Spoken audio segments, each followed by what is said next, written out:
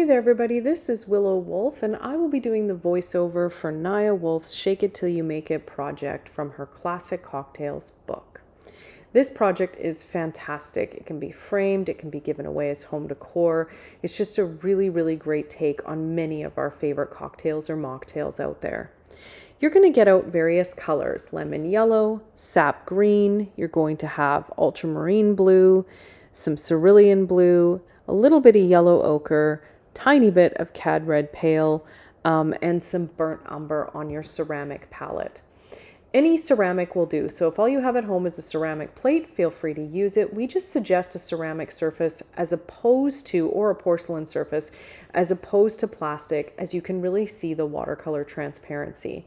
We're using a number 2 and a number 6 Callia round. Honestly, mostly a number 6 is what's used in this project here. So grab your workbook and let's get started.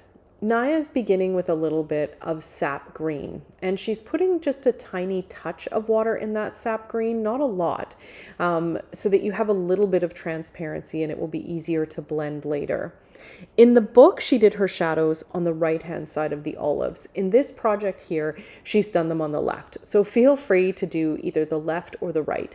The trick is that you apply the color, in this case on the left-hand side, rinse the brush, remove the excess water and paint, and blend that color over to the other side. So this establishes your shadow area on one side or the other, and then allows you to move that color over to the right-hand side of the olive.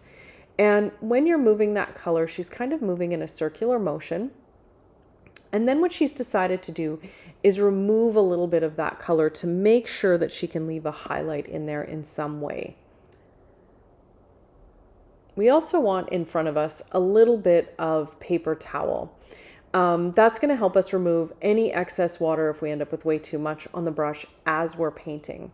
She's reestablishing that shadow area again as a second layer and working wet on wet. So what that means is she didn't let the olive completely dry. She let it be sort of damp, and she put the shadow color back on the left-hand side and blended it out so that she has dark color on one side and a beautiful highlight on the other. As she begins the second olive, she's following the same concept. Shadow color on the left, working it out into a highlight area on the right. This is going to keep it relatively consistent between the two olives, so your highlight is on a similar side as your shadow.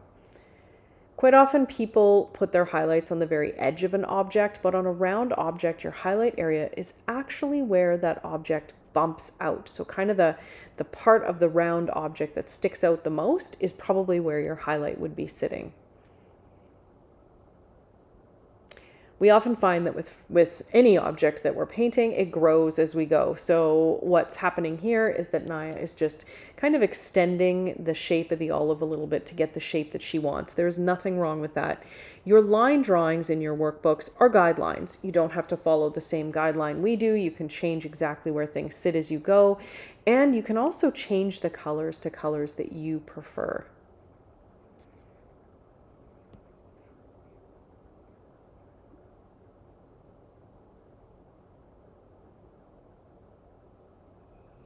So Nia's picking up a little bit of sap green plus a tiny hint of burnt umber. And she's applying that in the shadow area. You could just do a second layer of sap green, but the burnt umber gives it an even more olive tone. So you could add just a little wee bit of burnt umber to it to get a real rich tone in the darkest part of those olives.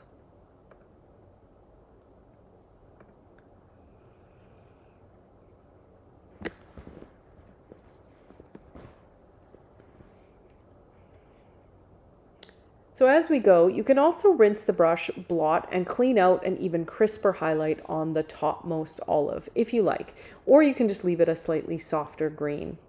She's adding just a little bit of sap green kind of to the right edge there, in and around that olive.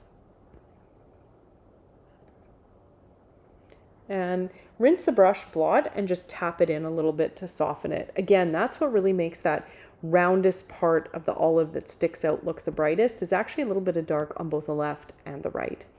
Now we're going to take sap green and get a layer on our leaves, and these leaves are fairly opaque. Naya's painting style has a tendency to be more solid than mine does, for example. So this is a great way to kind of understand that there is no wrong or right. There is often just different styles. So Naya has a tendency to lay on a darker layer of color as she begins, which gives just a really full richness to what she's painting that's incredibly beautiful.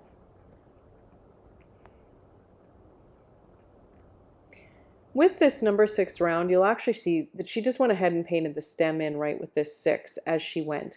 So the fine points on Callia brushes, they're a synthetic sable mixed with a multi-diameter blend of filaments that gives you a really fine tapered point at the end, but still holds lots of color and water. So at Willow Wolfe, we've been designing brushes for over 30 years, and we only do synthetic brushes. The reason being is that they're cruelty-free. There's no harm to animals and no need for harm to animals when it comes to creating great synthetic sable brushes. So this number 6 is able to give Naya a really fine point and tip with great flow off the tip of the brush. Your tools, your quality of paint are really important when it comes to creating works of art. She's just continuing to fill in each of these leaves, leaving a little bit of lighter space in one area or the other, and sometimes leaving just a full-on open space that shows the beautiful background of the paper. This will look like what we call a sparkle or a glint highlight, meaning that it looks like there's light sparkling off the surface, and it's a really beautiful way to leave highlights in watercolor. You'll also notice that sometimes we outline the object and then fill it in after to make sure that we have the shape we want. You can do either or, start on one side and work to the other, or outline the whole thing and fill in. These olives on their own make a really beautiful miniature project. So feel free to trace them out of the book if you want at some point and kind of retrace them onto a different surface to paint gorgeous little olives. They make great cards, great tags, just a beautiful mini project.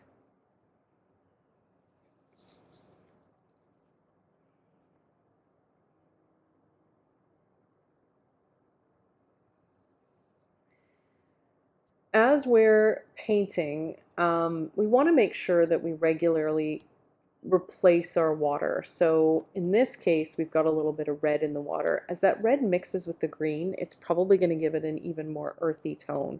So I often have 3 or 4 water cups in front of me, just so that I can continue to replace while I'm painting. Or you can just take your water cup, rinse it, and come back.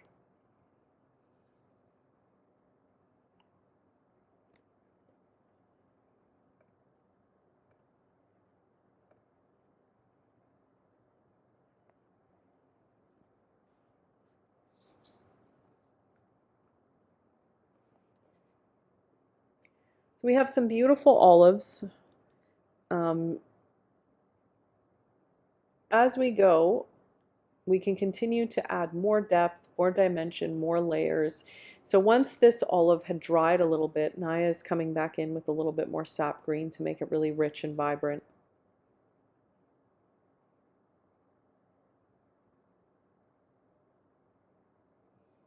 Wiping away. So she went in, blended, rinse the brush, blot, re-wipe out that highlight if you like.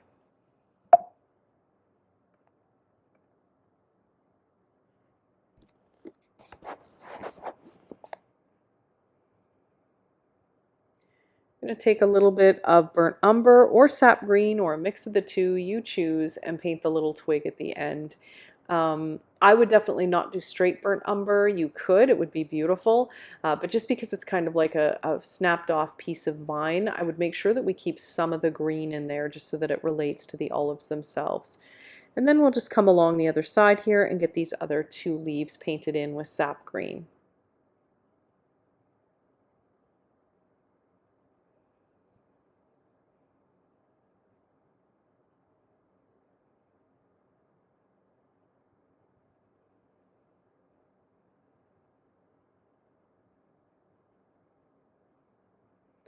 She's adding dark as she goes, and just blending it into the one side.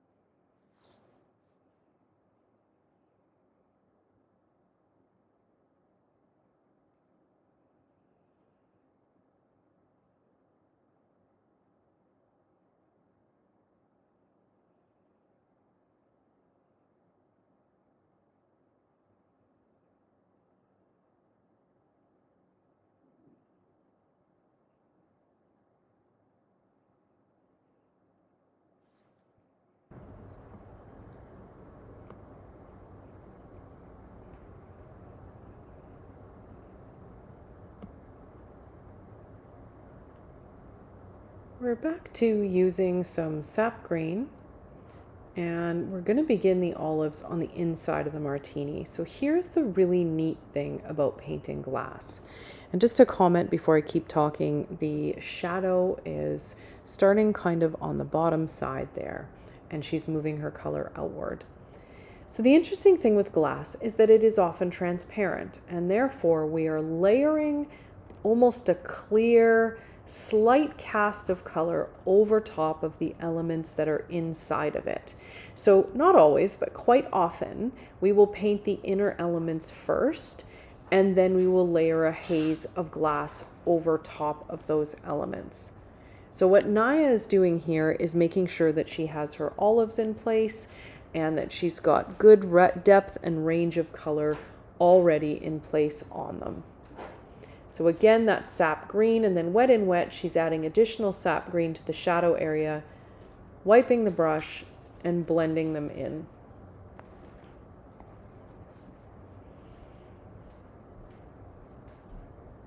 Sometimes on inside of glass, we will paint the object either hazy or lighter just to show that there's something covering over top of it. In this case, we just recommend that you paint your olives very similarly to your first two so that you have unified elements tying together, really rich greens. And this is a fairly transparent glass that's laying over top. It's a very clear martini glass with just a hint cast of a blue tone to it.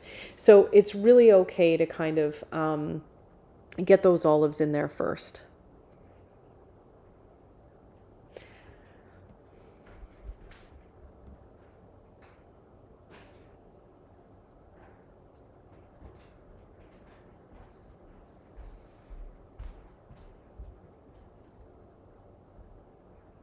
And you could do it either way. You could paint the glass first with the olives over top, and then just sort of re-add some of the cast of the glass over top. It just depends on which way you'd like to go. Quite often in these videos, we'll show you an alternative way of doing things, whether we switch the shadows or we kind of change the order of things just to give you options. And it's really great for you to experiment with different ways to paint the elements around you. Next, we're going to get out a little bit of cerulean blue to begin our glass reflections. So glass always has some sort of color to it. It may not necessarily be discernible to the eye immediately, but you'll often see a bluish or greenish cast depending on how the glass is made. And then of course there's various colors of glass out there. What is unique about glass, and what Naya is doing here, I'm just going to pause what I'm saying, is taking a little bit of that cerulean blue, touching it into one of the darker areas on the glass and working it out, blending it into the white background. You want to just kind of do little bits of color at a time when you're working with something that's intentionally transparent. Lighter color is better to start, and then just kind of working that color in a little bit to soften it out. So back to just discussing glass. What is unique about glass is that it often takes on the colors and the characteristics of what's around it. So reflected lights are often a blue tint, or say for example your martini glass was sitting on a brass colored bar top. You might see hints of yellow and golden glow in it. So lots of different colors can happen within the glass that you're painting. So what Naya's doing is picking some spots where glass meets or where it's partially shadowed with one piece of glass touching another, or where there might be some reflected light, adding a touch of that blue and working it in. There is no right or wrong. The beauty of this is that really what we need to do is ensure people can see that there is some sort of transparent object there. So leaving lots of that white space showing through is really, really, really important. Little touches to begin, work the color in, and then bigger touches after. One thing that is really important, if you are at all going to go over top of those olives, I would recommend you allow them to dry overnight. Watercolor feels dry to the touch. Sometimes people hair dry it and then they think, oh yeah, I've hair dried it for 15 minutes, it must be dry. When you hair dry something, you're actually drawing the top layer of it. So even though with watercolor we have very thin layers applied, you're not necessarily drawing the under layer. So if you're going to go right over top of those olives, it's a little risky, when we call it risky in the art world, to go right over top of them while there's any chance they're still wet. And I can actually see Naya avoiding them a little bit here, which tells me that they may not have been completely dry yet. So just adding little touches, one of Naya's signature things is to drop little touches of color in random areas just to kind of show little bits of life and color happening right in front of your eyes. So this blue is going at the edges, the rim, where one part connects with another, the bottom, and then just working that in as we wish.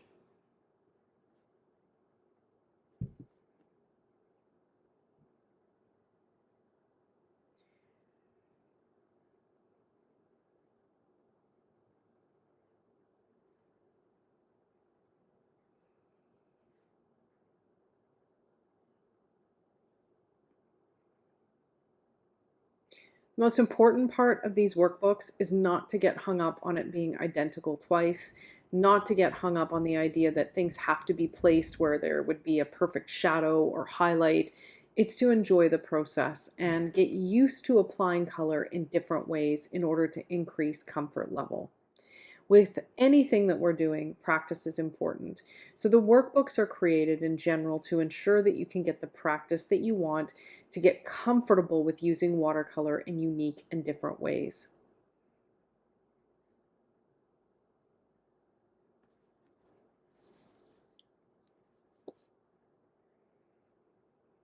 We're now switching to a little bit of ultramarine blue, and we're going to go over top of some of these areas or beside them, and just create a little bit more depth. Now, the neat thing with glass is that you do not necessarily have to go right over top of what's inside it. Perhaps that is the clear part and we want to leave everything showing through. What we do need to do is ground the glass on the floor or the ground or the whatever it's sitting on, basically. Hopefully your martini glass isn't sitting on the floor. But basically what we need to do is make sure that it is basically grounded in some area. To do that, there's a couple ways we can do it. One is to make sure that we have layers of depth on the stem bottom of that glass structure, or two is to add a shadow under the glass. Naya quite often adds shadows on her work. In this case, with this project, she wanted the martini glass to really stand out against the white background. So not a lot of shadow under the glass at all. You could add lots more, but it's not necessarily essential.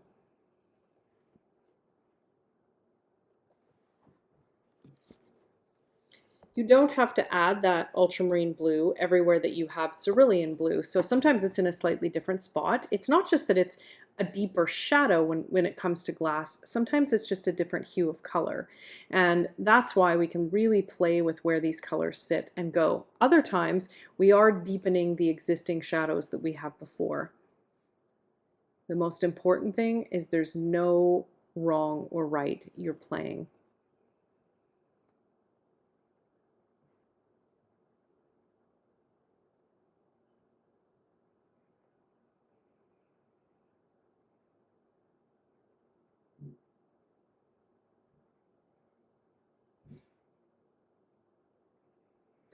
When it comes to growth direction, the interesting thing with painting any still life object is that we don't necessarily immediately think of it as having a growth direction.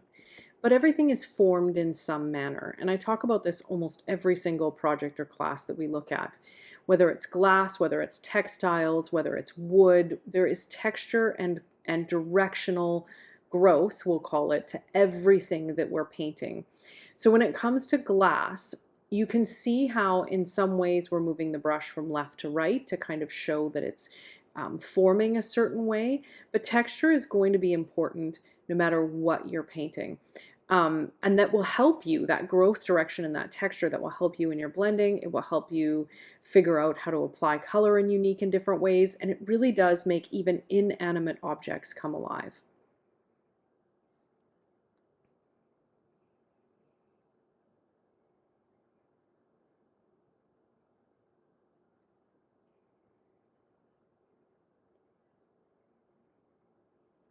So really defining the rims and the edges. Because we're white on white, if we don't have some color in some of these spaces, they do completely disappear into the background.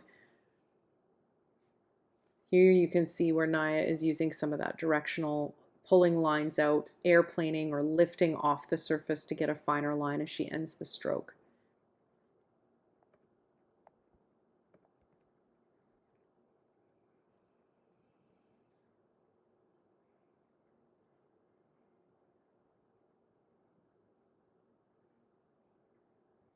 Now we are coming right over top of those olives just a little bit to make sure that that rim of the glass is overlapping what's inside it.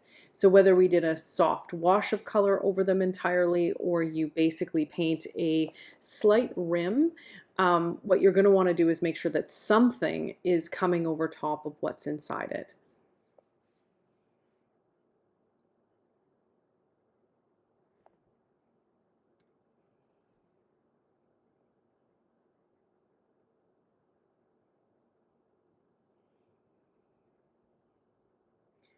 Right, a little bit of lemon yellow here, and we're just going to touch a bit of this color in and around the inside of the glass.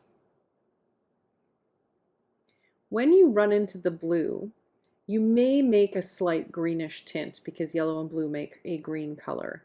If that happens, beautiful, because it really would just look like the olives are casting green somewhere else. I haven't actually asked Naya what her intention behind the use of the yellow is, except that it really warms up the glass and does tie into those olives quite significantly. So it's really beautiful to have that color in there.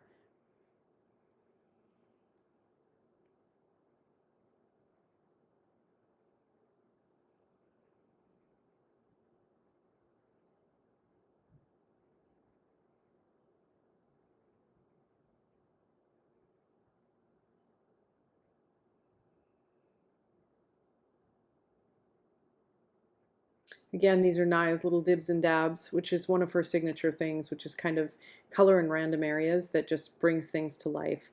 Now that I see as she's applying and where she's applying, it does look to be slightly reflected light from the olives, probably the brighter part of the olives, which is really, really pretty.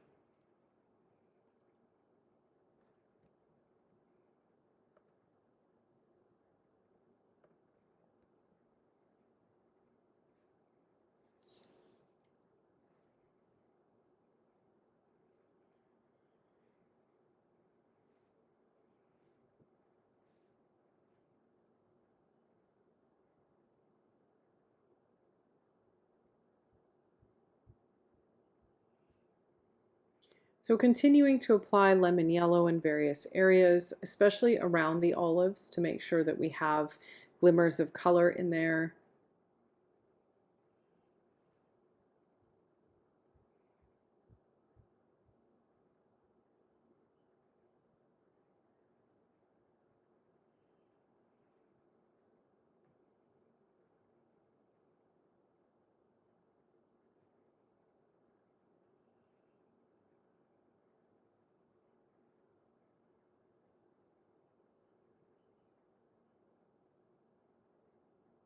As artists, every time we repaint something, we decide something different sometimes in our minds. So it's really interesting. I know that when I write painting books for acrylic and I then do the worksheets after the original painting, I learn a whole bunch of new things as I go, of different ways of doing things, layering color. And I think it's the same for all of us as we're learning something new. So the more you repaint the same object, the more you're actually going to learn about how you could have amended, adjusted, or kind of celebrated that object in really, really different ways. I'm watching here as Naya is painting, of course, after the fact to do the voiceover. We often have a meeting before. We talk about what the intention was behind different elements. And then I do the voiceover. And what I always find fascinating is the times when she pauses to take a look at things and kind of take a breath and decide where the next stroke will go. So really important in your work to take a couple of minutes, let things dry, do some thinking about what you want to do next and whether or not you need to add more. Sometimes less is more.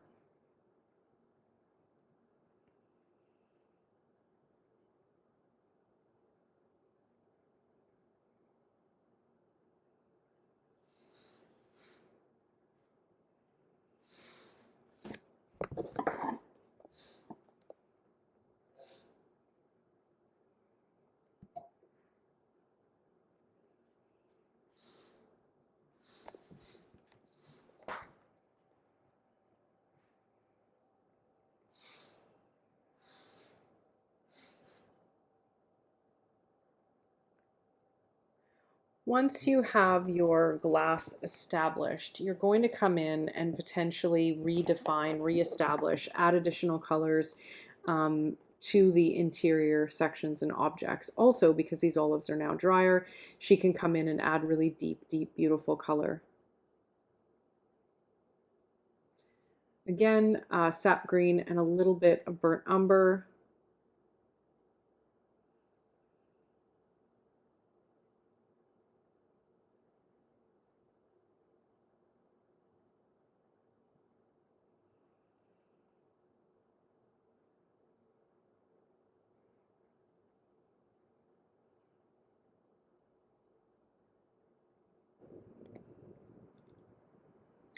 Our next step is going to be to take a clean brush and a little bit of that cad red.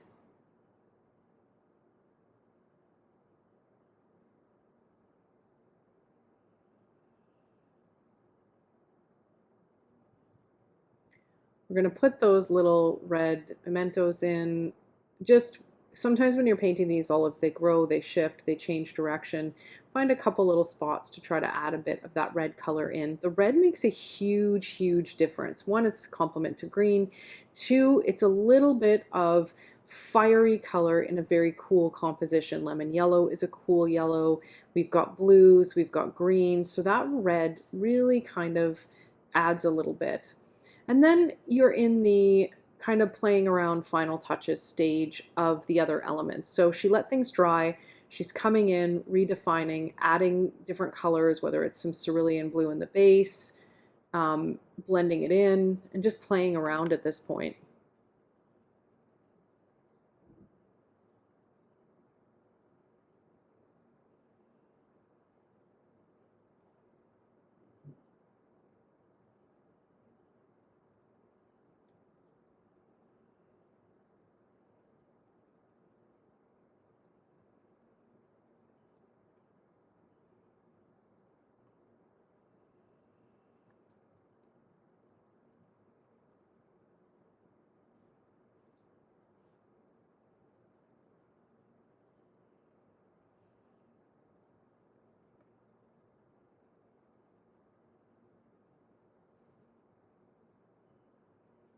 And interesting, back to that conversation about direction, you can see she's moving in a different direction vertically now to drag some color in, kind of following the conical shape of the martini.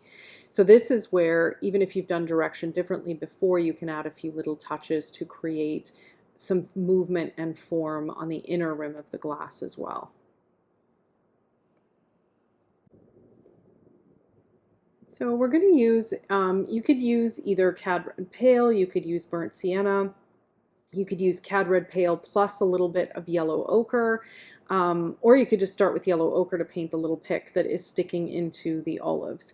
So you're going to use that fine tip. If you feel more comfortable, drop down to a number 2 Callia round, or use the fine tip on your 6, and just get the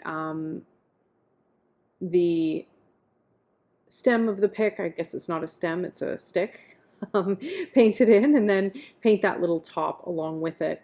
You could shade it with burnt umber, you could tint it with more cad red to give it some warmth.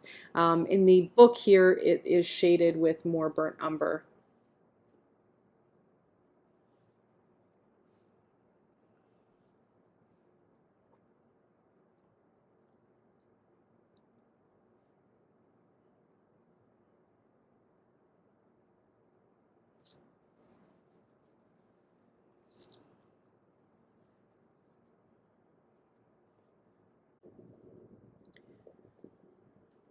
As we head into the final phases of the project, there are so many beautiful ways to paint cocktails and mocktails. And it's really fun to experiment with reflected lights and shadows. And here Naya is taking just a little bit of sap green and tinting around the olives just to make sure that it shows that that olive would have reflected some green onto the glass around it. It really helps kind of ground the olives in the glass to have a little bit of sap green in there. And you can just kind of come in around the right-hand side, and you could even add touches of sap green throughout the entire martini glass. The other thing Naya will be doing is grounding the glass in a few minutes with a little bit of sap green plus lemon yellow. You could just use sap, you could just use lemon yellow, you could use blues, you could use Payne's gray, but just a hint of color to ground the glass and the olives and the leaves into the background, just so they don't look like they're floating in midair. I just want to take a minute and thank you all so much for joining us for this tutorial, the Shake It Till You Make It Martini from Naya Wolfe's Classic Cocktails book. We hope you enjoy painting beautiful classic cocktails and mocktails. We have several workbooks out and we launch new workbooks every few months. We are a mother, daughter, and husband team and absolutely love what we do. So we thank you for joining us, for your support, and we can't wait to see you next time.